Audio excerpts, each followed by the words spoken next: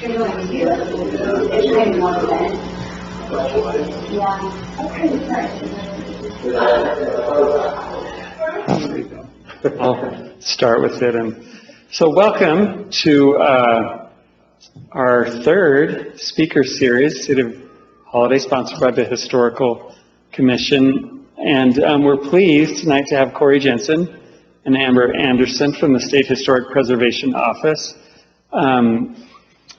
to talk about the process, of getting a home registered and what it means, how it happens, and then what it means for tax credits. I've really enjoyed interacting with Corey, especially as he's assisted our neighborhood, the Lakewood Historic District, where by the Cottonwood Club, and really learned a lot. It was a great experience, and we think there are opportunities to highlight properties, maybe some that are owned in this room in Holiday, and look forward to hearing from both of you. It's an intimate setting tonight, so Corey, I think we'll launch with you, right? All right, it's nice to be here, and I was debating which presentation to give. I do two different ones on a regular basis. One is on how to research your building, and that's a pretty general interest one, and maybe at some point in the future we could do that one. It kind of steps through the different sources you go to research your house. But tonight we thought, because Amber's doing a presentation on how to do the tax credit process, that just kind of an understanding of the background of the National Register would be better to work along with hers. So, as I mentioned, my name is Corey Jensen. I'm the National Register Coordinator at the State Historic Preservation Office, and I've been there 24 years tomorrow, I think. Actually, I think I started on September 20th. And the time has flown. I've enjoyed working there. We've gone through a lot of different variations in our office, and as I was telling some of you, because of the earthquake, our building, the Rio Grande Depot building, where the Division of State History is located, and the whole Department of Community and Cultural Engagement, was damaged in the earthquake back right after the pandemic started over 2 years ago, and they moved us up to an empty state office building where the health department used to be on Highland Drive here, 3760 South. But if you go there, you may not find many of the staff there. We're all pretty much working from home, except for Amber, who lives there. But there's a couple that are there on a regular basis. But so it's been different. We've been in the process of trying to get all of our tens of thousands of files, paper files, scanned, which we started before the pandemic started. And we've got all the files for Salt Lake and Utah County scanned. We're going to be starting in Sanpete County, I guess, too. We'll be starting, I think, Weber County next. But then the prison move kind of put a slowdown on that, because we use the UCI, which is the, what's that stand for again? Utah Correctional Institution Services. They do a lot of stuff for the prison, but they were scanning all of our files for us. And they do a great job. And it's been going really good until they moved to the new prison. And then, so anyway, I think we're going to be starting that up right away, almost. So it's still going to take a few years to get everything online. But that definitely helped us, teleworking, not being at the office, able to access our files. But we can still access most of the ones that aren't scanned yet. They're just piled away in boxes waiting to be scanned. So anyway, let's see if I do this in the right. Where do I point it? Back there? Oh, down.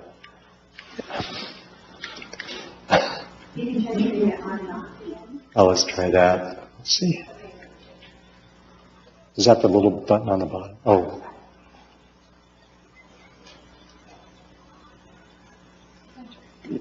Okay. Let's stand back here. Let's see. It was working back here.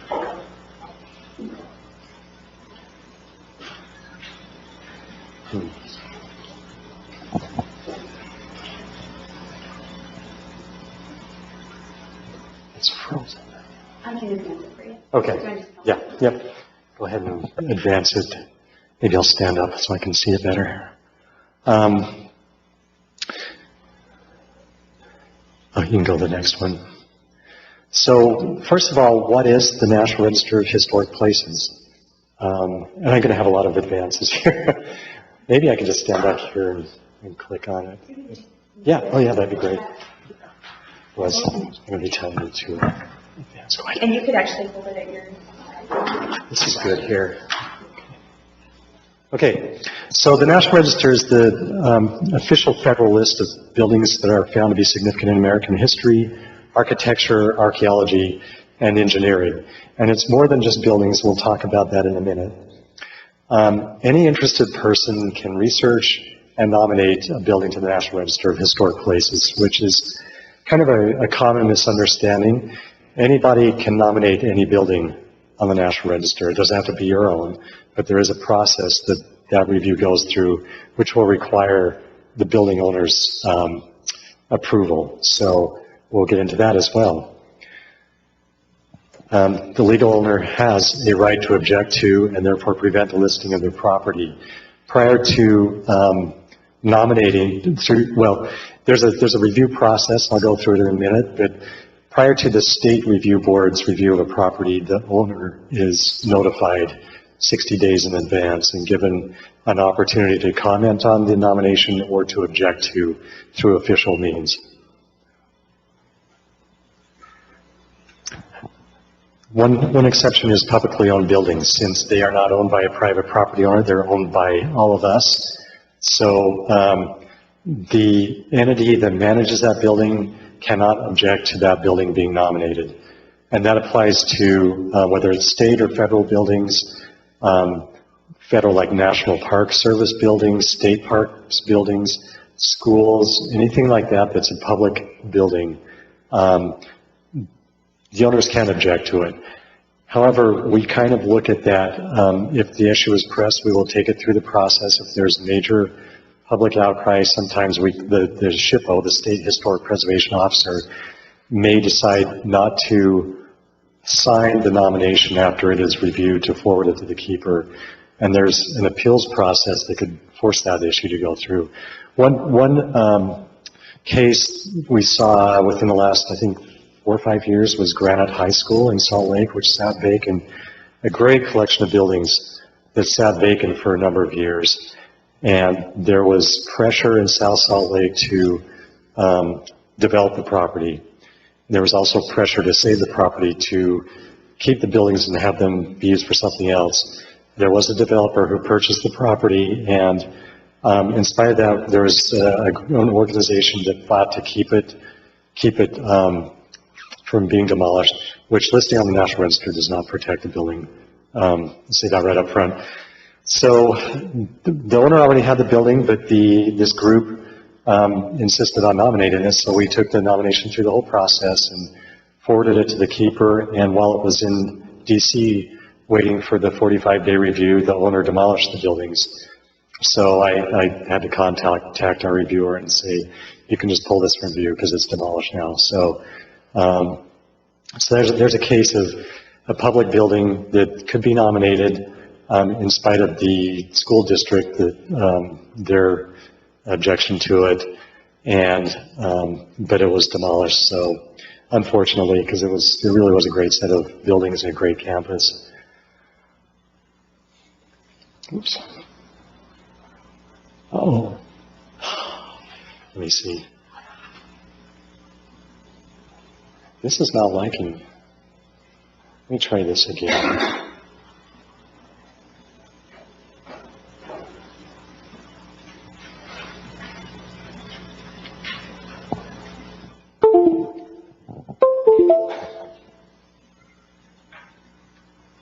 Let's see this. No. Let me try this again.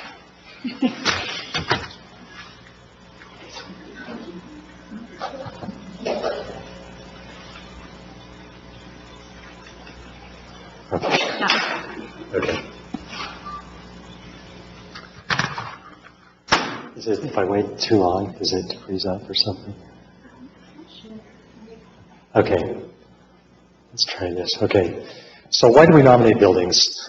Probably the main reason is to educate the public about our historical resources. Typically when a building is nominated to the National Register, listed on the National Register, you can purchase a plaque for it. And that's one way of kind of promoting historic preservation. People see these plaques, and we usually tell people not to put them right on the door because nobody wants to walk up to somebody's front door to read a plaque, but that's usually where they end up being placed anyway. But even just seeing a plaque on a building, if you can't read it, you know that that's an important historical building, and it gets the word out that our historic resources are important to our communities. The other reason is to promote preservation of historic and prehistoric resources. People see that the properties are listed in the National Register, and they're, typically have to retain a good degree of historical integrity, meaning few alterations, so people can see what a historic house looks like, that's kept in proper historic integrity as opposed to one that's been altered and lost its historical integrity. So it helps promote preservation of our resources. And there are some incentives which Amber will talk about. These are financial incentives. Most prominent one being the Historic Preservation Tax Credit for rehabilitation. There's a state tax credit and a federal tax credit. The property has to be listed in the National Register to get these credits, but they're an incentive to restore or maintain the historic appearance of the property while still making the building or house livable or usable. So I get this question, I've been getting more and more emails, especially from realtors, asking about if a property is listed that they're showing, if it's listed in the National Register, and if that prevents the owner from doing what they want. Listed in the National Register does not protect the building. It's a completely honorific designation, meaning it's meant just to promote historic preservation, but not tie the hands of the person who owns it. That wasn't the case until I think the late 70s or early 1980s when the National Register changed their policy and made an honorary designation. So it doesn't interfere with the private property owner's rights to demolish or maintain the building as they see fit. If the owner's building is listed, down the road they may want to sell it. I was just talking to Kim about this. Really the only way to protect a building is through an easement offered to the Preservation Utah, which is the state's nonprofit preservation advocacy organization. It does cost money to put an easement on the property because they have to monitor the easement. They have to do annual checkups to make sure that the building is being maintained as it should be. But National Register listing does not protect those protections as I come to either local, a preservation easement or a local designation. I don't know if Cottonwood Heights has a landmarks register. There's only a few, so Salt Lake, Ogden, Provo, Park City, Murray, and maybe a couple of others to a lesser degree have what's called landmarks design review. So that doesn't protect a building from demolition, but it can put some limits on what you can do with the property, time limits or whatever to make sure that things are done correctly. It can regulate things such as sometimes, in some cases, paint colors, additions you can make on the building or any other architectural changes. There's a design review committee that reviews any proposals to make changes to a locally designated building. That doesn't happen with national properties.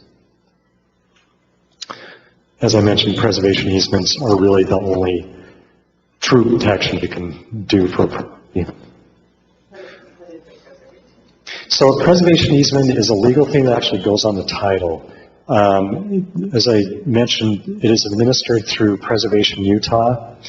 They are the legal, I guess, I don't know what you would call them, the responsible party. We're losing power place here. One case, probably the most famous case would be Brigham Young Academy in Provo, which used to be Brigham Young Academy prior to Brigham Young University. And it was owned by the city, but at some point somebody had put a preservation easement on that back in the 1980s, I think, to protect it. So at one point the mayor wanted to demolish it. They wanted to rebuild their city offices in the library on the spot of the old building. And there was, is that, yes, okay. So they took it to court. A lawyer defended the easement on it, and Provo City challenged it, and they lost. They literally had bulldozers ready to demolish it if they won that court case, but the easement held up protecting the exterior of the property. And so, so they turned it into a great, the Provo City Public Library, and it's an awesome building has great presence downtown, and the mayor took all the credit for it, even though he was the one who wanted to demolish it.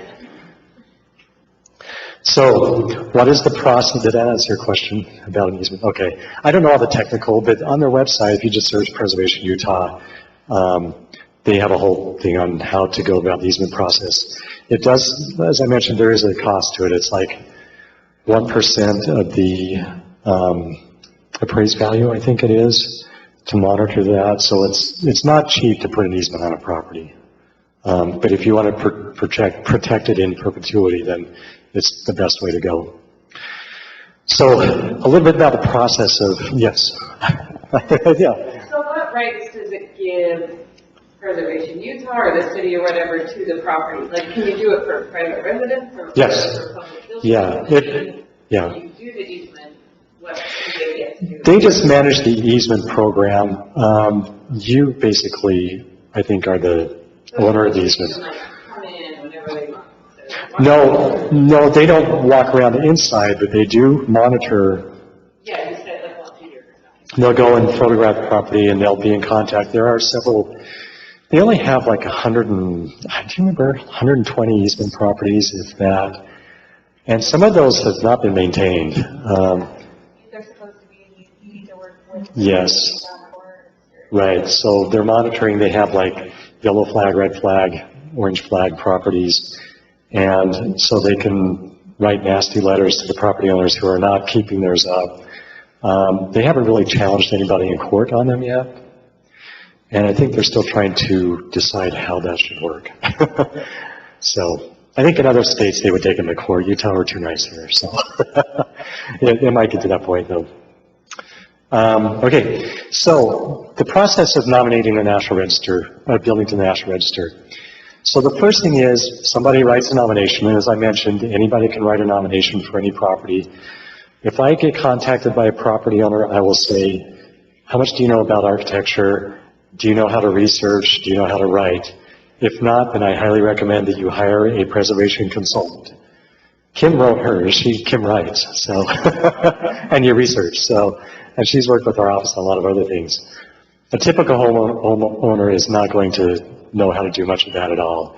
And I will refer them to a, what we call our historic preservation research consultant list. And right now we have about 5 that are really active that we recently added. A bunch more, but a lot of those are out of state and they may charge a lot more. But there are a handful that do this, and they're usually pretty busy, which is why we kind of put out feelers to find more to add to our list. But they will charge, depending on where it is in the state, how old the property is, how far back they have to research, in the neighborhood of $1,800 to $2,500 or more to do all of the research, write the nomination, do the documentation with photographs, whatever drawings are required, the maps. Basically, they do everything in a complete package they would submit to our office for me to review. So at that point, I get the draft nomination.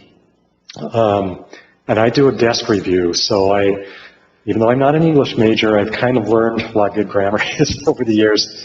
So I'll review that. Make sure there are a lot of things that have to be involved in a nomination, and we'll talk about it in a minute. But so I'll check it for grammar. I will check it to make sure that it meets the qualifications and that it has historical significance. And then once I send back my comments to them, this may go back and forth with a kind of a sage preservation consultant who's done this a lot, probably 2 or 3, 4 times to get a good draft. If it's a private owner wanting to write their own, it could be 5 to 10 times. We go back and forth trying to get a good final draft that will be ready for the board review. So this can take a month or 2. And then once we have a good final draft, then we schedule it for the National Register Review Committee. And they only meet 3 times a year. And so we'll typically build up like 6, 7 nominations to review at each of those meetings. And so 60 days in advance of that meeting, then I send out notification. This includes to the property owner, the local elected official, and the local historic preservation organization.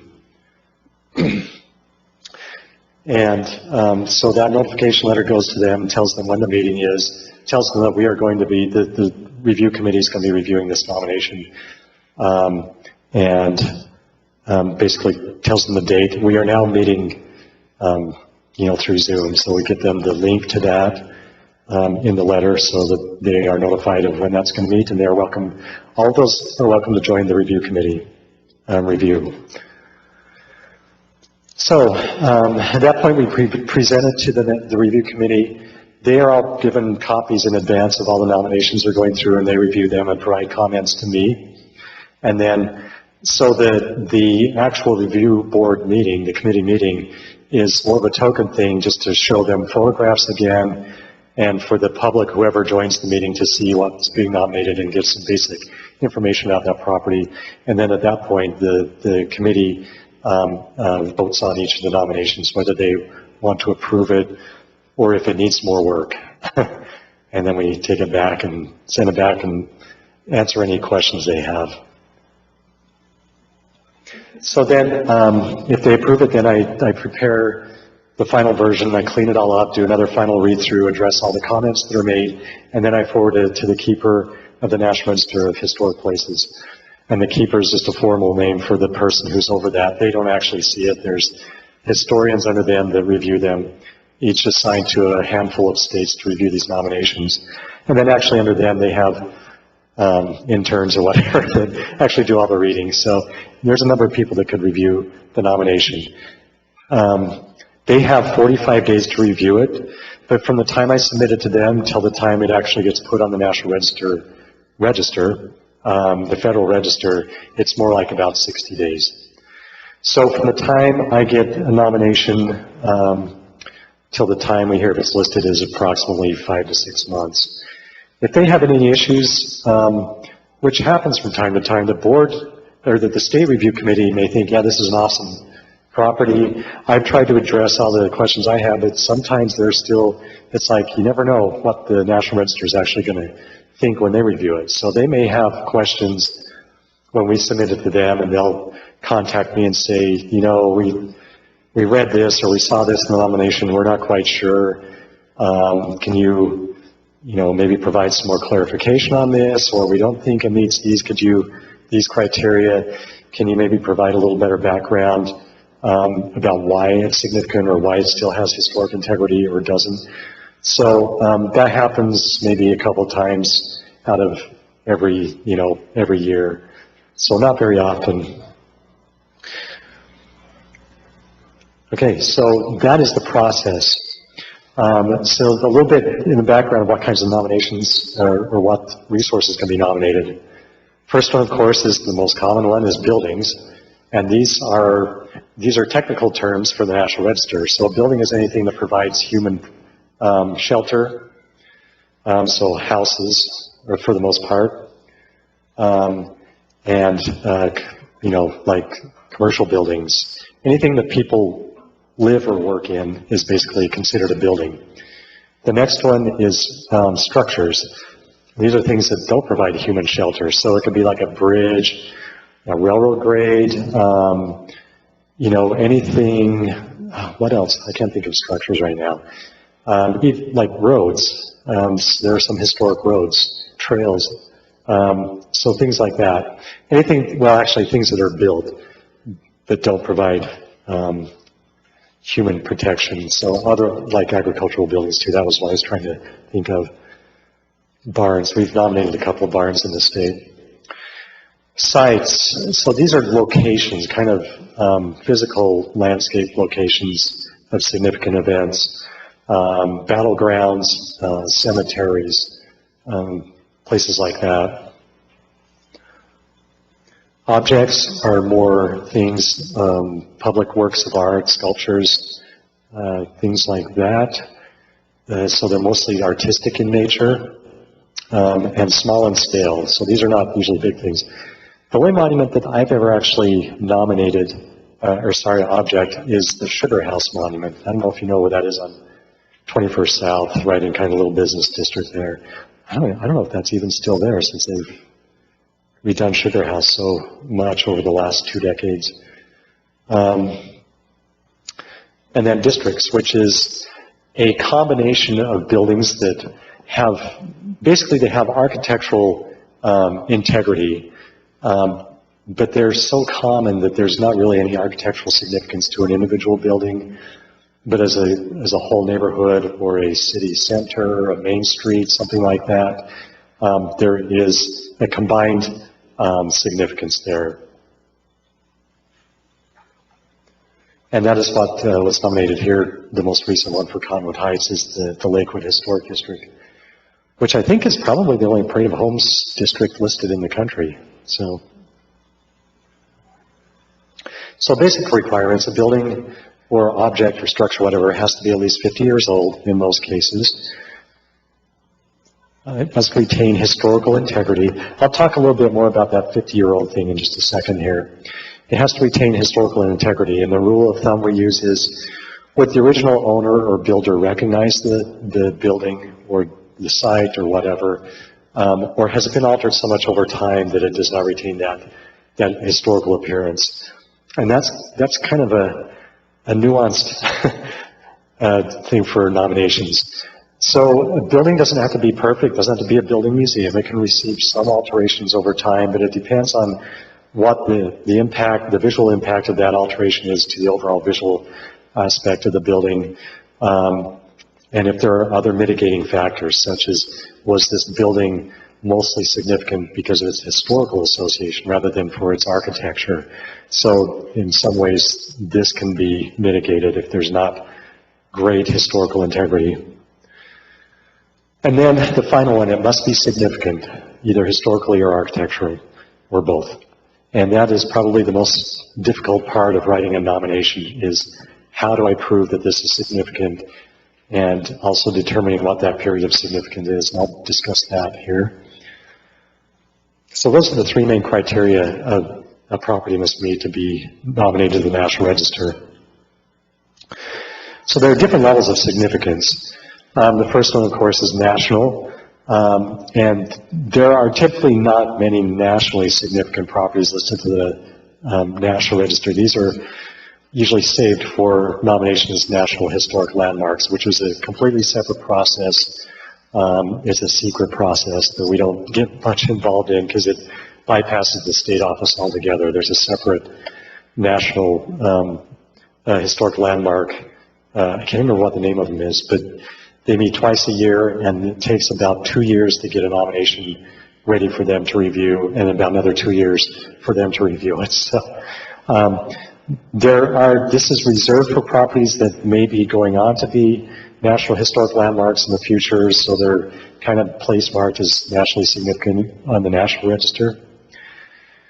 The next one is statewide significance, so the property would have to be important kind of more on a statewide level, the history of the development of the state, not just kind of a local or regional aspect. We have a few of these listed. I'd say most states, about 90% of the nominations are written at what we call the local level.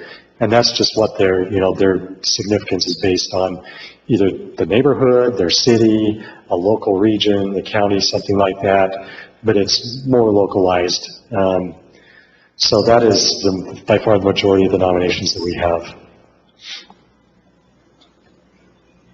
So I'm going to talk a little bit about historic integrity. Most people don't understand that the National Register is not a beauty contest. Now if you're nominating a building for architectural significance, then it kind of is, because it has to retain historical integrity. That doesn't mean it has to be what the public would consider a pretty building, like a nice Queen Anne Victorian is what most people would say. Now that building should be on the National Register. Whereas some of our earlier buildings, very simple, adobe huts basically, like my great-great-grandfather's here in Mill Creek, they would say, that's such a plain building, why would that ever be on the National Register?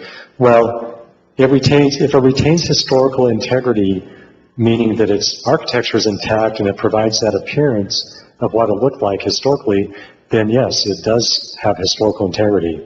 So a lot of people mistake historical integrity with, is it really architectural? So as I said, it depends on how that integrity reflects the period of significance. So there are many properties nominated for an important person or an association with a historical event. And as I said, they're not the most beautiful architectural properties, but they represent that history of that person or that historical event. And that is why they are significant. And then properties nominated for significant architectural significance may not be important for how beautiful they are, but for how rare they are. And we have a number of places like that, like the Humble Log Cabin, which was the only log cabin remaining, and it still looks the same way it did when it was built. So that's important when determining historical integrity. So there are 7 aspects of integrity that property has to meet more or less. As long as it meets most of these, we can typically get a property nominated. It doesn't have to be perfect in all of them.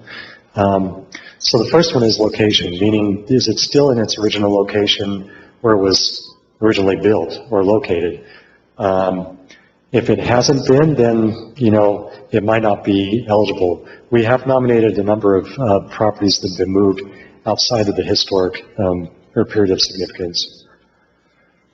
Does it still have integrity of the design? Does it basically look like it did historically during what's determined to be its period of significance? The setting. So has the setting around it changed? We had some properties a while back that were nominated in Murray that were, I think it was Murray, they were originally a farmstead. And the significance was based on it being a farmhouse in this farmstead. But it was surrounded by commercial buildings now. It was surrounded by a parking lot, by new development. There was no indication of that setting ever been farmland historically. So that was an important part of its integrity, and it wasn't listed because that whole setting integrity was gone. Does it still retain the original historical materials from its period of significance? So another thing we talk about is, I guess I'll jump ahead a little bit here. So the period of significance is that period for which the property is determined to be significant. That doesn't mean from the time it was built, although in most cases it is. It could be significant, say a building was built in 1860, but it wasn't until like 1895, say a person bought it, and that person was very important, and it was nominated because of that person's importance in the community, and this was really the only building associated with that person. But at that same time, they took that, say it was an original adobe building, and in that time period, they had covered that adobe in brick, or had stucco it, so it doesn't look at all like the original building. However, it does look like the period from when that person owned it, when it was significant. So materials have changed, but they are considered, they retain integrity for that period for which it was considered significant. And this is probably all very difficult to figure out, and this is why it's so hard for a layperson to try to write a nomination. So does it have evidence of workmanship in its materials? Like, are there, is the architecture, was brickwork or the stonework, handmade stone cut, handmade adobe bricks, or hand cut logs or something like that? Is that evident in the building? Yeah. Kind of a percentage that you look at? There's not really a numerical thing. It's, like I said, it's kind of a nuanced thing. So when you're looking at this, you have to step back. You have to try to be as subjective as possible and say, okay, you have to take this into account, and you're kind of balancing different things. Say, okay, even though this has been altered, does it still meet these other aspects of integrity enough to be considered? So. A lot of the original features that really all in Windows. Right, exactly, yeah. Yeah, typically if windows have been replaced, that doesn't help it, but it doesn't hurt it that bad. Same with roofing materials. Roofs, most early homes were all cut cedar shingles. Nowadays it's mostly, asphalt shingles. So but if there's a cumulative effect, so if it's had vinyl siding put on it, and new windows, and new metal roof or something, then most likely there's not going to be, unless it had some really significant historical story to it, it's not going to be eligible for listing. Oh, and these last two, feeling and association, they're kind of the touchy-feely parts. So do you still get a feeling that property's historic association when you're at the site? So does it have that aesthetic of the history of it? If it's significant for an event or a person, is that association strong enough still and apparent enough to make it significant? So you have these 7 aspects of integrity that you weigh and balance to see if you can, determine if there is still significance in integrity to this property. So there are 4 different criteria a property has to meet to be nominated to the National Register. And it only has to meet one of these, but it can meet sometimes all 4 of them. And typically, it's usually either 1 or 2 criteria. So the first one is A, it's association with a significant event or period of events, or broad patterns of history. And so, like I said, in that case, maybe the historic integrity isn't as strong because it's associated with a significant event and still basically retains the appearance from that era. Then it would be nominated under criterion A. Criterion B is the one that most people think about. Was the property associated with an important person? And does it retain the integrity from when that person lived out the significant portion of their lives? We have not that many under criterion B, fewer than you would think. Most criterion A is the most common, and then criterion C, which is for its architecture. So basically, does it retain those distinctive characteristics that either display its type or method of construction or period of architecture, or was it another aspect was it a work of the master? So an important architect, did they build it? Or if it was a landscape that's being nominated, was there an important landscape architect involved in that? And are they significant enough to make this one property significant along with maybe others that have been nominated using this person as a work of a master? And then finally, criterion D is usually held for like archaeological properties. So that means, is it likely to yield some information in the future? If you think of archaeological properties, they are typically excavated to find, artifacts that are left on a site, pottery or, projectile points, or more recent archaeology like our ranching areas. They're like leftover corral or feed troughs or something like that. Something that indicates there was somebody important there and in the far past, but more research, more excavation could also reveal more potential. So if there is that, then we would nominate on our criterion D. Interestingly, I was talking about my great-great-grandfather's house here in Mill Creek, Robert Gardner's house. We attempted to nominate that under criterion A or B because he was an important person. However, the house did not represent anymore when he lived there. He built the house in 1848 and then was called to go settle in St. George in 1860. The house was altered in 1930 by a later owner. And so even though Robert Gardner was really important in Mill Creek, basically the town was named for the mill he built, the house didn't represent, the appearance when he lived in it. And so they sent it back and they suggested, well, it's probably the oldest remaining adobe house in the state that we know of.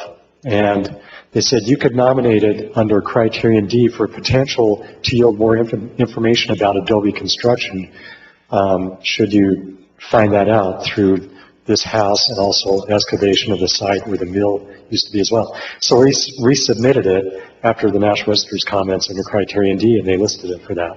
So there are ways to use these different criteria to nominate different kinds of properties.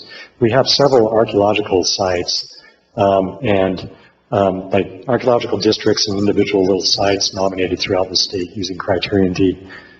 Yeah, Kim? Here. Is your grandfather's place the place in Mill Creek that's got the little? On Murphy's Lane. It's on Murphy's Lane. There's a monument for Gardner Mill right on Highland Drive. Yes, The house is down from there. yeah. The mill pond, I think is still there. So we didn't The mill's go there gone. too much. Yes. We had to go back, yeah, I was there at that nomination when they. Oh, when they did the little presentation, yeah. So that's your grandfather's. Great, yeah. Give me some examples of merchants whose homes have been. Merchants, boy, off the top of my head, I've gone through so many nominations, I can't think of one. Typically, you find more commercial buildings that are nominated for the owner of the business. I would have to look. There's not really a way to search our database for that kind of information either. Why, do you have a property that might be? You could just send the information and then I can let you know. Typically, that's how I find out. People will just send me an email saying, I'm interested in nominating my property. Here's some photos. Here's what I know about it. And then we can go from there. And then I can, if I have some time to just think about, try to research some nominations, I can usually find some kind of an example that would be helpful. That's what I'll do. So if a property owner wants to try and nominate their own, we do have a National Register guide that we've prepared that kind of steps you through the process of some of the research, how to write the nomination. The National Register has what's called Bulletin 16A, and it steps you through the whole form and how to determine significance, historical integrity, that kind of thing. And then I usually try to find a recent example of a nomination so you can see how one is formatted, how the maps and photos and the writing is all supposed to be done. Excuse me, that's all on the website? It is. A lot of this stuff is whatever. Most of this stuff is, yeah. Yeah, so you just contact me directly for a little more information. So I'm confused. So am I. When you're talking about, having someone do review a claim under 1,800 to 2,500 and then they submit to you, Uh-huh. is what you just described not that? It's kind of like a preliminary thing? No, well, so if you pay somebody to write a nomination rather than trying to do it yourself, it all comes to me the same way. They will prepare the nomination and submit it, or if you prepare it, you'll submit it to me. And then I'll send back comments, to make it better so we can get a final draft. And then that's the point where then once we have a good final draft ready, then I submit it to be reviewed by the State Review Committee. They take, does the professional person take information you've already put together? Yeah, they will search our office. I know all about it. They usually contact me when they first start the process of researching and writing the nomination for your property. So they will see what we already have in our files. Sometimes that can be a lot, sometimes it's very little. I think, Kim, yours was pretty much nothing, right? You started from scratch. It just depends on if anybody's ever done any research on the past. So Cottonwood Heights just had a CLG, a Certified Local Government grant from our office to prepare what we call an intensive level survey. That's basically everything needed for a nomination, except it's not a nomination. They put all the information on what we call a historic site form. They do all the basic research, and then they submit it. We look at it and say, yeah, this might have enough significance to just move it forward to a nomination. And in that case, then they basically just put all that information into the nomination form, and we submit it as a nomination. So there are different ways to get at it, but it all kind of goes through me and through the process. So really quickly, I gave you the 4 criteria. There are some what we call criteria considerations that certain properties might meet, and then you have to kind of work around that. So the first one is you can't nominate a building just because it's a church. If that was the case, every church in America would be nominated to the National Register. There has to be, it can be nominated under criterion A for religious significance, but it has to have some other additional area of significance to it. So it can't just be because it's a religious property. Usually that will be that it served an important community function or it has great architecture.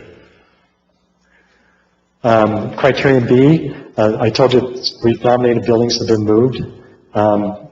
So one case in point is in Orem, where I live. The Orem City Hall, which actually started out as an important person's house, they donated it to the city for use of the city hall in the 1920s. It was moved when they built the new city hall in the 1970s. It was moved about a mile or 2 west of where it was originally. And but because it was significant as a city hall and significant for the people who owned it, it was not really tied to its original place.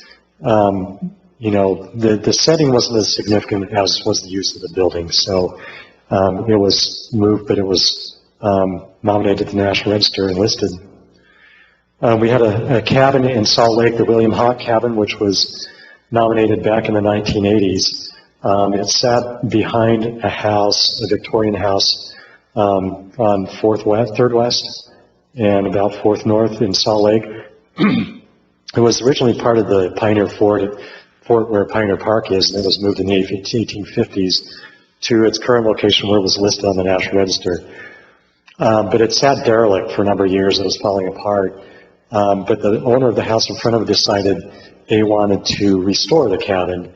Part of that restoration was to move it from behind the house where it sat and was turned into a garage and some other function, and then basically almost fell apart. It was moved back next to the house on the street. So it had a history of being moved a lot. And then it was restored really nicely and made so it's now a rental property, but it looks really great. It was a tax credit. And so there's a process if a building is already listed and then moved, as opposed to one that's been moved prior to it being nominated. You can't typically nominate a birthplace or a grave of a historical person unless that is the only site left in the world associated with them. So I've never nominated a grave or a birthplace. We nominated a cemetery and in the process of nominating another cemetery that has graves of several important people. But that's a little different than one grave or one birthplace. Cemeteries. They have to have significance other than that they are a cemetery, just like a church. So either architectural or landscape is typically the other areas that you would nominate a cemetery. Reconstruction. So if an important historic building was demolished and then a monument kind of was rebuilt on the spot that mimicked that building, you typically can't nominate it unless it was very accurately executed in its reproduction, and basically they would have to have very good photographs or drawings of the original and reconstructed as it completely was, and then it would have to have some, it had to be significant for other reasons too. Commemorative properties typically aren't, and these might be monuments or something like that, unless the monument has reached an age that it's at least 50 years old or is significant architecturally for its design, then you can nominate it. Commemorative property that was just nominated was the D down, have you been down to St. George, you know the D on the hillside? That was just nominated as a commemorative property because of its association with the community event associated around it. They mostly wanted to nominate it because of the attack on the term Dixie down there. And so they're also nominating the hillside Dixie, the hand-painted Dixie on the sandstone bluff that overlooks there. They're really going overboard, so we'll see what happens with that one. And then finally, criterion G, typically a property has to be 50 years old to be nominated, or, you know, within that, what we call the in period. However, there are some cases where the architecture may be significant, or more likely the history of the place may be exceptionally significant. They added that kind of arbitrary 50 years because that's typically when a property owner would be dead by the time that property is nominated 50 years old later, and it gives time to look back and say, was this person really significant, or did they just think it was back at that time? There's been a lot of argument over this, and I don't know if they'll ever change, but there's been argument just to remove any kind of, 50-year or any kind of a age limit on a nomination. So that would have to be proven. There might be one property in Nevada that's exceptionally significant. I can't remember what it is. Okay, and then the period of significance is it's based on the time when the property made the contributions or achieved the character which the significance is based. So as I said, it might not be from when the property is constructed. It might be later on that it was associated with an important event later on or an important person who occupied that building. And it has to show integrity for that period of significance. So if alterations have been made after that time that really changed the appearance of the property, then it most likely will not meet the integrity standards. And that's it. So anyway, just a little information.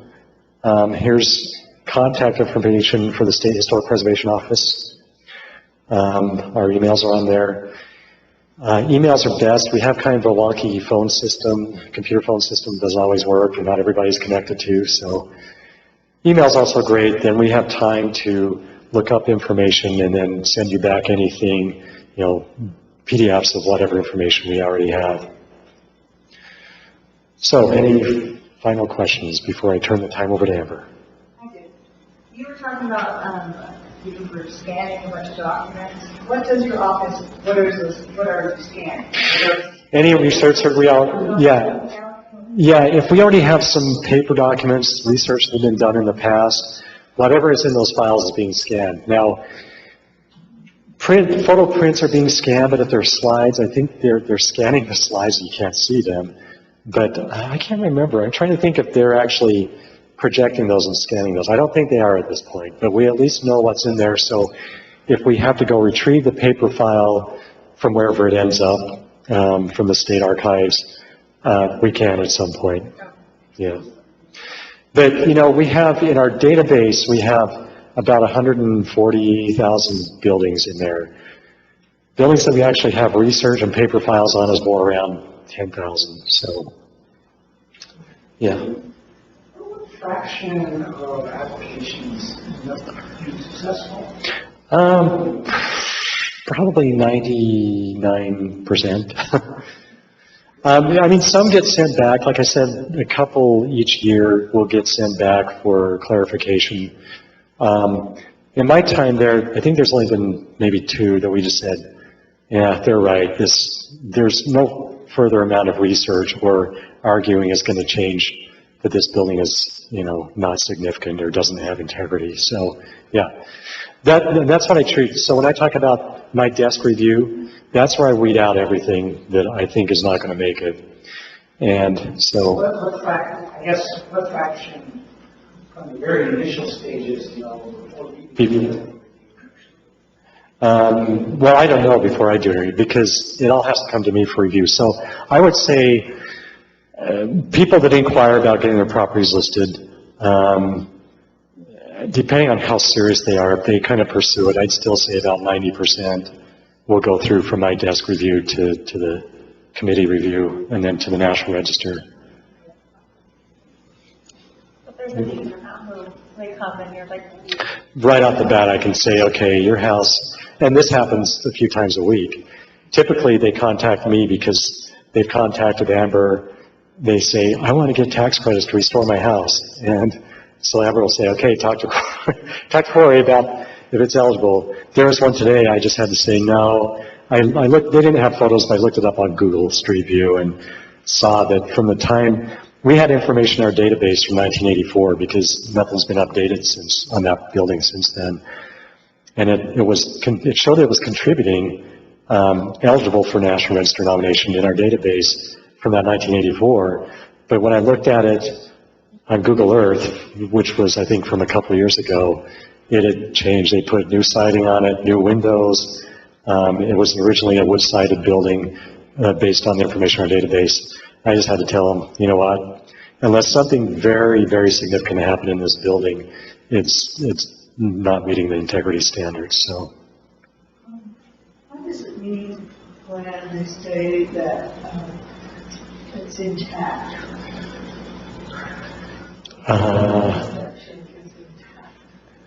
I don't know, that's kind of a generic term, but maybe it just means it's all still there. Yeah, can you give it an example, or? Well, we had Alan Roberts come and look at our home, and that's what he said, that it's intact. Yeah, he probably meant the historic integrity was still there on it. Yeah, that's an architecture term. Yeah. On kind of like on that is, so I have an Adobe home. Uh-huh. Discovered that nobody knew until we bought it. Right, and tore some things. 16 things. Yeah. Are sticking that brick. Yeah. So I went down to your office when it was at the Rio Grande, and it was right before COVID, so Uh-huh. we were a little bit kind of chaotic, but obviously there's been a lot of people living in this house at different times. So how did you, we did. Find that out? Yeah, well, we did keep bricks, the stones themselves, when we had to reshore the flooring and things like that. So, how would you, obviously, without that, know? That would be another presentation, like how to research your building. But that whole presentation is on a nice little information sheet on our website. I have a picture of the wall with it, and then I have the Adobe bricks. So you're talking about trying to figure out the original structure or the history? The structure's still there, but obviously there's been a wall put in front of. Yeah. That is really hard to determine. Or does that always the integrity still there? Obviously there's still Adobe. Right. There. Right. The outside bricks are still there from the beginning, but Yeah. no one was going to live in an Adobe wall Wednesday. Yeah, Adobe was used up in the 20th century and typically as an insulating material behind regular brick. So full Adobe buildings were not that common after about 1880 or so. Yeah, this was built about 18, I think it was around, they don't have the date, and I tried to do some research on the original builder, but I Yeah, wasn't able to quite find out who it was, looking for records. that's hard to do. They're so handy. Microphone. Determining the original builder is really, really hard. Yeah, or even just who owned that land. Well, you do that through a title search. I tried to do that, but the microfilm was really hard as the judges went through and they would spell that one parcel. It's very tedious, and that's probably the part where most consultants earn most of the money is doing a title search. Yeah. Yeah. Days in there of the microfilm, but I was just wondering, because you wouldn't be able to see it, it was Adobe, obviously you walked in the house, you wouldn't know that. Right. We didn't. Yeah, like I said, they were, full Adobe was not common after about 1880, but then Adobe as a lining brick was common into the 20th century. And interior walls, it's just trying to figure out, unless somebody wrote down in a journal that was retained somewhere in an archive that said, we tore out this wall and built this wall at this time out of adobe brick. And, there's not really a way to figure out who did what and when, other than guesstimating based on the architecture when certain changes were made. But that How to Research guide is on our website under the National Register tab. And it provides other ways to look at it too, like Sanborn maps. They indicate materials on those. If you're lucky enough to have a building that was located where that Sanborn map was drawn. Those are all online, most of them. So, but that's talked about in the How to Research guide too. So, anything else? Okay. So I don't know if it was a holiday or birthday or something. There's probably no Sanborn map the other way. Yeah, just west, it's just on the end of the So, All right. Hi, everyone. I'm Amber Anderson, and I manage the Historic Rehabilitation Tax Credit Programs for the State Historic Preservation Office that Corey and I both work for. So there are two historic tax credit programs. There's a residential program that's a Utah tax credit, Utah State Income Tax Credit, and then there's a federal income tax credit for income producing buildings. And we'll look more in detail at both of those as we go along. But both programs provide a tax credit, not a deduction. And we'll look more at that on the next slide. But a credit is better. A credit directly reduces your taxes owed dollar for dollar, whereas a deduction reduces your taxable income and thereby reduces your taxes owed. A credit is a dollar for dollar reduction. Both programs provide a credit equivalent to about 20% of your qualified costs. And we'll look at what those are in a couple of slides as well. Like I said, one is residential, one is income producing. If you have a situation where you have a residential rental property, it could be eligible for both the state and the federal programs if the project meets both of those programs' full requirements. So you'd be looking at a 40% combined historic tax credit for those situations. And then as Corey has talked to you about, a building has to be listed on the National Register of Historic Places in order to be eligible for either of these tax credit programs. It doesn't have to be individually listed. It can be listed as a contributing property in a historic district listed on the National Register. It also doesn't have to be listed at the beginning of your tax credit rehabilitation project. It can be listed within 3 years after, but you want to be careful to work with us from day one to make sure that it will actually be eligible, because we don't want you to go down a rabbit hole thinking that your building is going to be eligible for tax credits only to find out it wasn't eligible in the first place. And then both programs also require that all work being done to the property follows what are called the Secretary of the Interior standards for rehabilitation. These standards apply to not only the exterior, but also the interior, as well as any work being done to the historic property site that you own. And I have about 10 or 15 slides that I can go through at the end if people are interested in learning more about the standards, or we can skip it. It's up to you guys. But essentially the goal with following the standards is to identify the historic character and character defining features of a property and then do our best to maintain them, or if absolutely necessary, to replicate them in order to bring the building up to standards that we need it to be today, but still maintaining those historic character defining features. Okay, so what's a credit? I did talk about this a little bit already, but like I said, it's a dollar for dollar reduction in your tax liability for the year. So everyone has an annual tax liability. It's what you either pay throughout the year or owe at the end of the year. It's that net amount that you end up owing or paying. The credit reduces that dollar for dollar. So if you look at the bottom example on the left, if your annual tax liability for the whole year is $5,000 and this program awards you a $4,000 credit, that $5,000 minus $4,000, you only owe $1,000 that year. If you've already paid more than $4,000 in, you get the remainder back as a refund at the end of the year.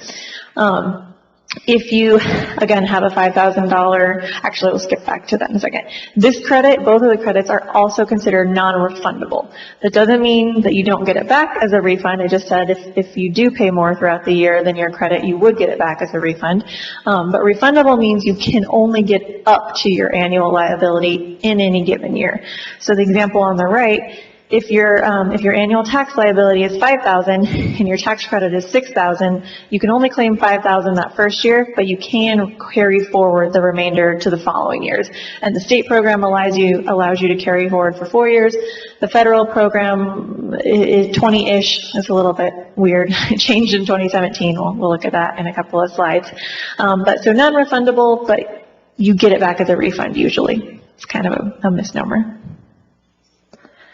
And so I mentioned that the programs provide a credit equivalent to about 20% of your project costs. It's 20% of your qualified costs, which, as you can see on the left, is most of the work you're doing to the building itself, as well as some soft costs like architect, permit, those kinds of fees. Things like building an addition, buying the property in the first place, and then like site work and landscaping, those are not qualified costs. You can't use those to calculate your 20% credit. It's also important to note that there are slight differences between the state and the federal programs in terms of identifying what a qualified cost is. I believe the federal program says you can't claim cabinets, but the state program doesn't say that. Just keep in mind, it's important to know that they are slightly different. They're pretty much the same, but slightly different. All right, so the state program is for residential buildings. You only have to be spending a minimum of $10,000 in order to qualify for the state residential credit, which, as we all know, is pretty easy to do when you own any building, especially an older one. You have up to 3 years to spend that $10,000, however, and there's currently no limit to the number of consecutive projects or applications that you can do. So say it takes you 2.5 years to spend $10,000, you close out your application and you open a new one, and then the next year you spend $60,000 and close it at the end of that year and open a new one. You can keep doing this. There's currently no reason that you would not be able to.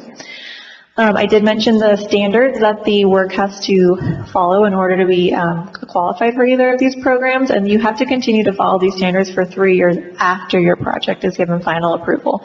You can't get a tax credit and then put vinyl siding on the building the next day. It would disqualify you and you have to pay the credit back. And then, like I mentioned, non-refundable credit, but you can carry forward any unused amounts for up to 5 years at the state level. The federal program is for income-producing buildings, so that can be commercial, that can be residential rental, like I mentioned, if you want to pair the credits. It can be office, it can be event space, anything that produces an income. And then the federal program is also, it has a spending requirement, but it's not a simple $10,000. It's based on a calculation that we'll look at on the next slide. It is usually much larger than $10,000. I'll just spoiler alert that for you.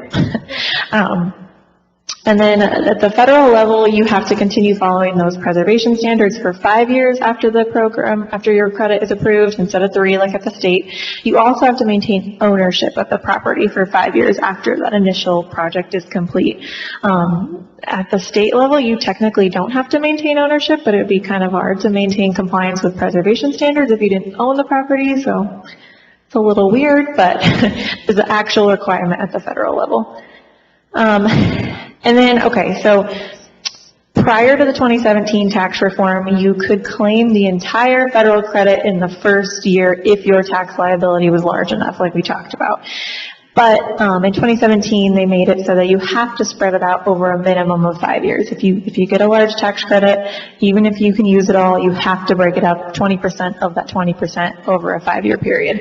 If you still haven't been able to use it all within that 5 years, you can carry it forward for a total of 20 years carry forward, so 16 after the 5 that you're required to do it over anyways.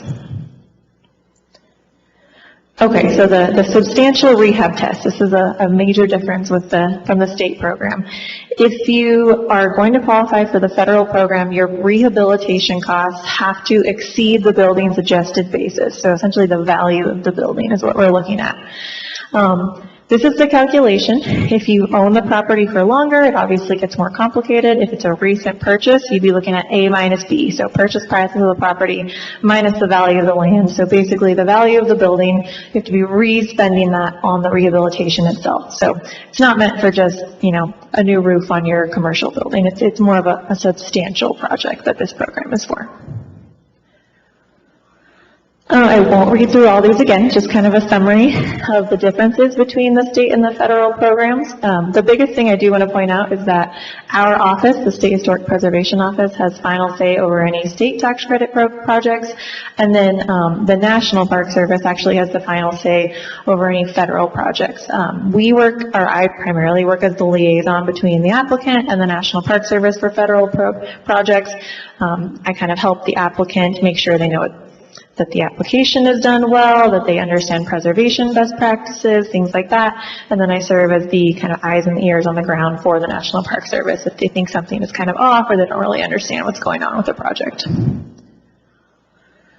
If you are interested in either of these programs, I would highly, highly, highly recommend reaching out before doing anything else, before laying a hand on the building. The only way that we can make sure that you're applying for the right program, that the building is on the National Register or eligible to be listed on the National Register, and to make sure you are filling out the application correctly is if you contact us. So I would rather you reach out and just talk my ear off every day than try to go about it yourself, honestly.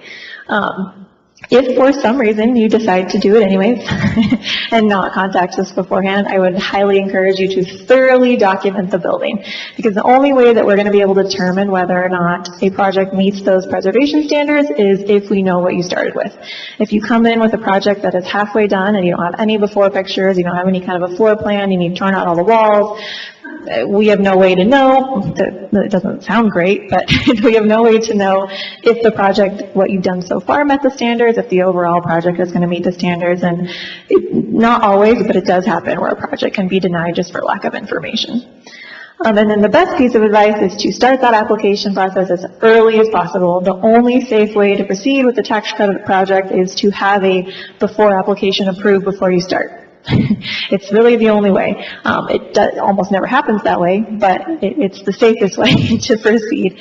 Because if we get an application where you propose a work plan and it just needs a few small tweaks in order to be approvable, we want to be able to do that with you before you get too far down the road, before you're going to have to pay a lot of money to fix something that would have been easy to just not do in the first place, or before it's just too late in general. I'm not going to look too in-depth at the application process, but this is the current before application for the state program. We are no longer a part of the Division of State History, as Corey mentioned, so we will be updating this, but if you look at it today, it looks like this. And it'll look pretty similar once we change it. But there's basically a before and an after for the state level. The before is, like I said, those before photographs, before documentation, and a detailed work plan for what you're going to do so that we can evaluate whether or not it sounds like it'll meet the preservation standards. Hopefully it does. We issue you a project pre-approval, you carry on, and then you submit your after application with, they're basically just after photographs showing that you did what you said you were going to do, hopefully. Keyword, hopefully. And then the federal application process is very similar. It's a little bit more complicated. There is a part one that is different from the state program. If a building is not individually listed on the National Register, a part one is required. If it's in a historic district, you have to do a part one to demonstrate that the building should be considered contributing to the historic district, but it's pretty minimal. It's a paragraph or two, really, and some photos. If it's not listed at all, if it's not in a historic district, a part one is basically a draft National Register nomination. Part two is arguably the most important. It's the same as at the state level, those before photographs, and then a detailed description of what you want to do, and then after photographs for part three. Before I go on to the standards, I just wanted to take a pause and see if anyone had any questions and throw my contact info in case you're ready to leave. But does anyone have any questions about the tax credit programs? I think yours went up first. You've already done the work then before it's on there, if you don't get it done? If you've done the work, 100% of the work, you cannot apply retroactively. Legally, the law won't allow you to. If you've already done some of the work and you have more work to propose, as long as all the work that you've already done meets those standards, you can apply. It's just that you can't submit an application with an end date that's already passed, that you don't have more work to propose on. So obviously with ours, we did do quite a bit of one area because we had, because the floor was collapsing, but we did photograph everything. from like what it looked like to what it was when the floor came up to problem, because we had to put plumbing in, and but there's a whole other section that's, has 2 weeks, and they were both adobe, that floor hasn't been done, and it had to be shored up. So, How long ago was the work you did? well, it was before COVID, so when we went down there was a whole lot, we couldn't get anything done because, Yeah. you know, we tried. But it was like, you know, yeah, we talked to them before COVID, and they said, oh, yeah, it was Adobe, and they kind of, the guy that we talked to, I can't remember, you need information, went to the website, look and see what you have, and then obviously we can kind of shut down for a while. We, still had to live in the house, so we had to keep working. So it's been 4 years, I guess, since we started. Technically, the law doesn't say how far back you can go. There's been an understanding in the past that it's a 3-year window max, but the law doesn't actually say that. So, yeah, I mean, you need to have all of your receipts and everything as proof, not for us necessarily, but if you were to get audited by the tax commission, just have all of that. Yeah. So you could certainly apply, it could, because it's been more than 3 years, it could just draw a red flag at the tax commission, but the law really doesn't say that you can't do that. So, yeah, just try. But then we'd want to review the work that you're planning anyways and get that all settled up, so, yeah. Yep. Yeah, I just wondered if, so like obviously like HVAC and stuff, like that won't have to be, like you'll be updating that, that'll be approved pretty easily for, but as far as if you want to do a kitchen, and it's on the National Register, are you going to talk more about like, do you have to choose like the 1920s or Yeah. like 1920s? That's a good, so I will talk kind of, but not exactly. So something I wasn't going to talk about is that there's kind of a hierarchy review when it comes to applying the preservation standards. So we look at primary spaces and the exterior first, and then it kind of goes secondary, tertiary. So the exterior is primarily the front and the side elevations, and then the more public spaces on the interior, so your entrance, your hallways, your living room, those are going to get a higher level of scrutiny than your bathrooms and your kitchens and your basement and your attics. So you would not necessarily have to recreate a historic kitchen. If you were talking about your front room, your front living room, or the front of your house, then maybe. Yeah. Yeah. Mm-hmm. Yeah, exactly. A lot of them aren't, which is why we focus more on those exterior and then the public facing, but interior spaces we do focus on too. And I will say that tax credit review is more strict than National Register review. Following the standards does typically have a higher bar than having integrity for national. It's just a different bar, I guess. It's not necessarily like more or less, but so we would look at a fireplace, whereas a building may not have its fireplace and still get listed on the National Register. So just kind of a different path.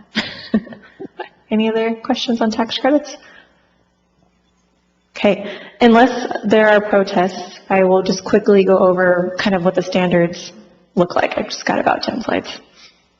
Okay.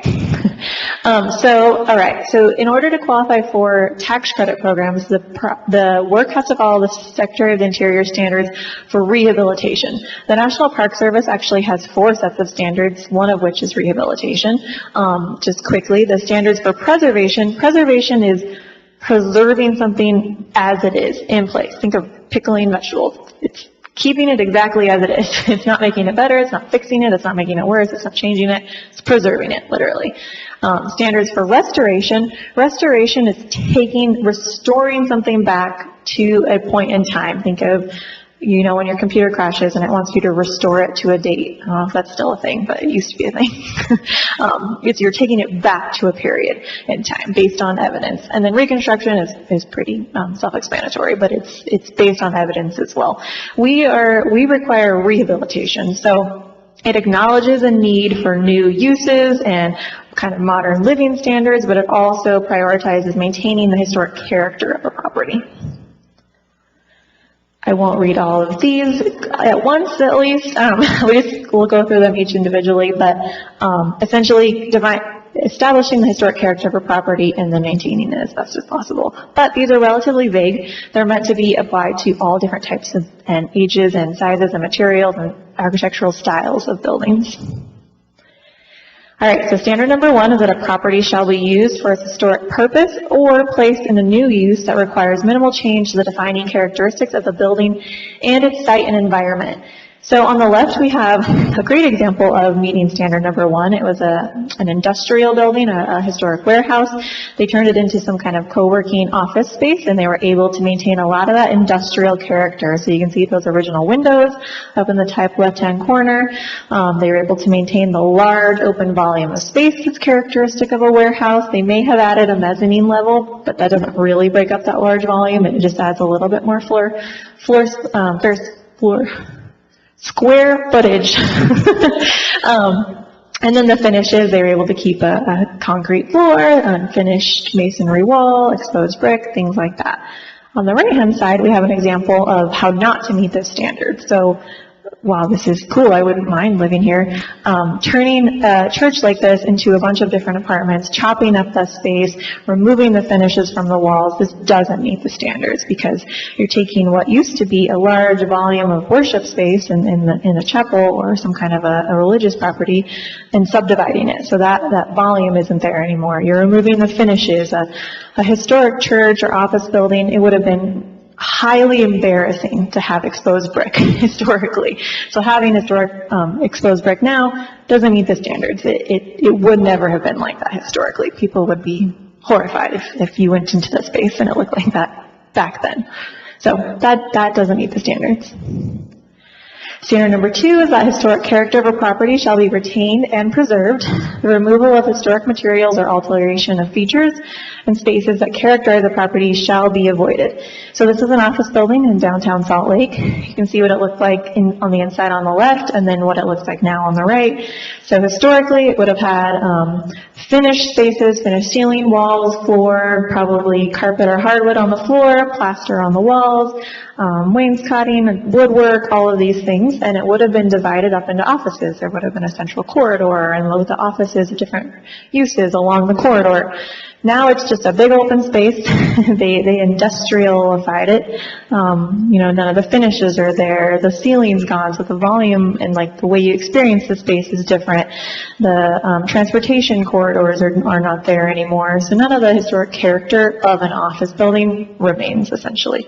I mean, the original windows I think are still there, so some of it does, but as a whole, standard number 2 was definitely not met here. Standard number 3 is that each property shall be recognized as a physical record of its time, place, and use. Changes that create a false sense of historical development, such as adding conjectural features or architectural elements from other buildings, shall not be undertaken. So this one might seem a little extreme, but this is the interior of a bank building, a 1930s kind of Art Deco bank building up in Morgan. And so the before picture is on the left, the after picture is on the right. They installed these beautiful doors. They're beautiful, I will give you that. But the doors are from I think it was like a 1910 schoolhouse in New Jersey that they have installed in a 1930s Art Deco bank in Utah. So it just creates a false sense of historical development. So it's many decades older, it's a completely different use of building, it's a completely different part of the country. So this would be an example of not meeting standard number 3. Standard number 4 is that most properties change over time. Those changes that have acquired historic significance in their own right shall be retained and preserved. This is the Union Block building up in Brigham City. This is a tax credit project, a federal and state tax credit project, and we had a lot of evidence over the years of what this lower level of facade looked like. Originally, it was this very late 19th century, turn of the century facade with lots of smaller panes of glass, lots of woodwork, 2 different double door entrances, but we had evidence that pretty early on in the building's period of significance, the middle facade is what had taken over. with the prism block and the hopper or the awning windows in the prism block glass, with this large beam supporting a large transom, highly glazed facade at the bottom. And so when they started the tax credit project in the right-hand photograph, they really wanted to go back to the 1900 photo, but we had in-depth conversations with the National Park Service about, okay, which facade has acquired the most historic significance. And because the middle facade had been there for the longest period of time, it was there during the most significant parts of the building's history, it was decided that they would need, if they wanted to remove the 2016 facade, they would need to do something more sympathetic with the 1912 facade, not the 1900 one. Standard number 5 is that distinctive features, finishes, and construction techniques or examples of craftsmanship that characterize a property shall be preserved. This is a historic warehouse in downtown Salt Lake. On the left-hand side, you can see that originally it had a very 1930s Art Deco-ish, modern style with the stucco, with the vertically oriented entrance, with the horizontal scoring in the stucco, the tile work over the entrance, the windows, so on and so forth. And the potential, but did not end up pursuing tax credits, but the potential applicant wanted to take it back to historically what it would have looked like. And so on the right is what they did. Very aggressively removed the stucco, ended up damaging the brick in the process, but they actually removed the historic character, the architectural style of the building in doing that. So that definitely did not meet standard number 5. Standard number 6 is deteriorated historic features shall be repaired rather than replaced where the severity of deterioration does require replacement of a distinctive feature. The new shall match the old in design, color, texture, visual qualities, and if possible, but not usually, materials. And then if the feature is missing income in the first place, replacement needs to be substantiated by evidence of some kind. Windows are a big one with this one. A lot of people have a lot of feelings about historic windows, old wood windows, and I'll try not to get on a soapbox for more than a few seconds here, but wood windows were meant to be repaired. They were meant to be repaired indefinitely. As long as you take care of them, they can be pulled apart, put back together, the holes can be filled, the window can be reglazed, the air can be blocked. There's just so many things you can do with them. So if you want to replace them, there has to be a really good reason, and they have to be a really good match. So you can't just replace them because energy, even though you haven't done an energy audit and you haven't tried to get them reglazed, and you can't just do that. You have to have good documentation that they are deteriorated, either past the point of repair or past a reasonable financially point of repair, and then they need to be a good match. So we don't just look at, okay, there's 4 panes. We look at how wide is this? How wide is the meeting rail versus how wide is this versus how wide are the stiles, the muntins, what's the molding profile of the muntins? We look at all of that. So, and it can be done. There are companies that do this, but first priority is to see if you can keep the original windows because you're never getting those back. What about storm windows? What's something facing storm windows?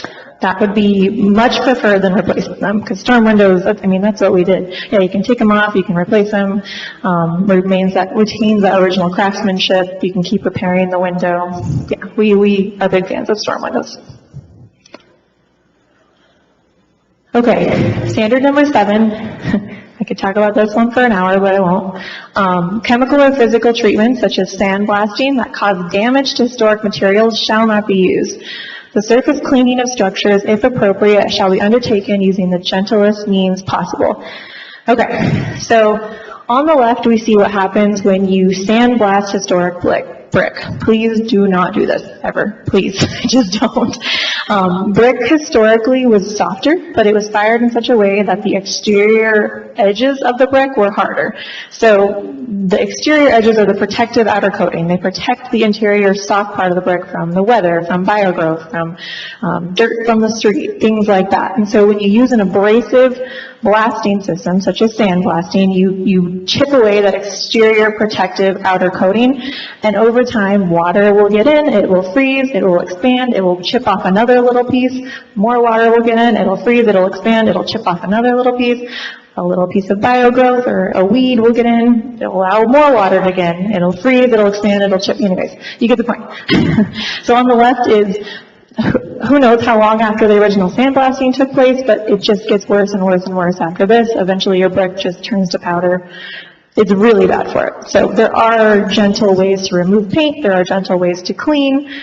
We highly recommend that you pursue those, or just leave it alone if need be. Because sandblasting is really bad for it. On the right-hand side, we see why it's really important to not use hard, modern mortars and patching materials, because again, historic brick was soft. You do not want to use a Portland cement-based mortar up against a historic brick, because the brick was meant to expand and contract with weather, with temperature, with moisture, things like that. It needed to expand and contract. That's why the historic mortar was soft. It would slough off as time went on. You could repoint it as necessary, and the brick could just do what it needed to do. If you put a hard Portland cement, usually based mortar, up against a soft brick, the brick is still gonna try to move. But now it can't. It will move, but it'll just break and fall apart. And you have this great mortar still intact, but the brick is ruined. So another example of what not to do. There are other examples that fall into standard number 7, but we'll leave it there. Standard number 8 has more to do with archaeological resources. So if you have a project that might be disturbing archaeological resources, mitigation should be sought out. And Corey or I, neither of us are archaeologists. There are archaeologists in our office, so if this is a situation you're encountering, we would send you to them, because that is definitely not our area of expertise. This example just shows the Rio Grande Depot, where our offices used to be. It was a depot historically. So to the left or the west side of it, there were tracks. There were different resources from the historic period that there could still be resources there underneath the ground. So if you're building a huge building right next to it, you might need to evaluate whether or not standard number 8 applies to your project. And then lastly, standards number 9 and 10, they have a lot to do with each other, so I lump them together. But standard 9, new additions, exterior alterations, or related new construction shall not destroy historic materials that characterize the property, and the new work shall be differentiated from the old, but also compatible with the massing, size, scale, and architectural features in order to protect the historic integrity of the property and its environment. Standard number 10, new additions on adjacent or related construction shall be undertaken in such a manner that if removed in the future, the essential form and integrity of the historic property and its environment would be unimpaired. So if you've been to the Rio Grande Depot, where our offices used to be, this probably looks familiar to you. They, I don't know, when was this? 2002. They built the State Archives building, which is technically an addition. You can see the small little glass hyphen that connects the two buildings. So if that was ever removed, the Rio Grande Depot would be fine. There would be very minor repair work required. Definitely meets standards in that regard. And then the new addition, or even just the new construction, it definitely meets these in a lot of ways. It is not fake old. It is obviously a product of its time, of 2002, but it has a lot of language that mimics the Rio Grande Depot. So the horizontal banding, the materials, so the brick and the stone, the size and the location of the windows, the setback, the height, all of this is sympathetic to the Rio Grande building. So this is a great example of meeting standards number 9 and 10. Okay, and now I'm done. Any other questions? All right. Yes. On that first slide, it said additions are not covered. Yeah. Oh, good point. So you cannot use the cost of an addition to calculate your credit, but the addition still has to meet the standards. So anything being done to the property has to meet the standards, but not everything being done is a qualified expense. Is that okay? It's not paid for, but you have to make sure it's not too often. Correct. Well, yeah, it wouldn't necessarily, so again, it would be a different standard. It doesn't necessarily mean you're going to get kicked off the National Register if you don't get approved for tax credits. Our bar is higher, and we go inside, and so it's just a different review process. We don't monitor National Register properties. Also that. We don't seek to remove properties of lost integrity. I think we've done one in the years that I've been there, and that was because somebody else brought it to us and said, it was the Brooks Arcade building downtown, and they basically did a facade-ectomy when they just kept the stone facade, built a bigger building behind it, and actually it was Preservation Utah that said we'd like to remove this property from the rest of the Canadian point, because they tried to work with them to get them to keep the original historic building, which was really cool. And it was actually years later after they built it, that became just but the way the properties we remove are those that get demolished. And because we don't monitor national historic properties, I think there are about 1,300 individual listed buildings in the state, and then 20,000 in historic districts. But we don't go looking for those. But from time to time, a person will say, did you know that this building was torn down? And so then we'll go through the process of removing it from register, which is a formal process. But a lot of times we don't know that until somebody tells us. And it could be, a lot of them get lost 10 years later. So. But it's also just a separate process, so like the standards for tax credits are not the same. They won't qualify for tax credit if you do something actually. Yeah, if you do something that doesn't meet the standards, there's no tax credits. All or nothing approval. You can't say, I'm going to not meet the standards for half the project and then claim it for it's all or nothing. Yeah. Yeah, all right, thank you. Thank you. Thanks for having us. Corey, thanks so much. City of Holiday. Thank you. Featured out in the Rio Grande office. Yeah, we can have that. Thanks so much. So this is the second in what I would term our preservation series. Last speaker was Alan Roberts.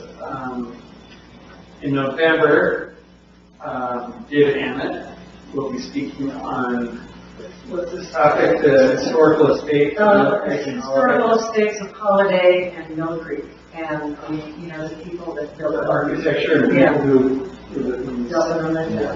So we hope that you'll visit us again, and we have a confirmed speaker, I think, in January as well. Forrest Kutch, he's a Native American scholar, and I think you gave his contact. I had somebody. Anyway, he's going to speak to the Native tribes that live in this area. Before we came along, elbows and hands. No, he's not going to. So you most. And this presentation has been recorded and will be available on our YouTube channel. And you also, I've gone on, I don't remember how I found them, but your presentation on how to research your property is really good. Yeah, we have Melissa Flora, who's kind of our outreach person, who's put a lot of stuff on. We have blog, we have recorded YouTube. I can never find anything. Yeah, I think that. It's not super organized somewhere. Yeah, but it's there. Yeah. So some of like what I talked about tonight, some of what you talked about, other case studies, things like that. So thanks for coming and inviting me. Yeah. Thanks. We really appreciate it.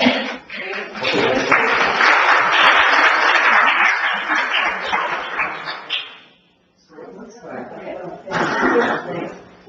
So the question is all on I guess that you're going to something, Brett, have a willing contractor.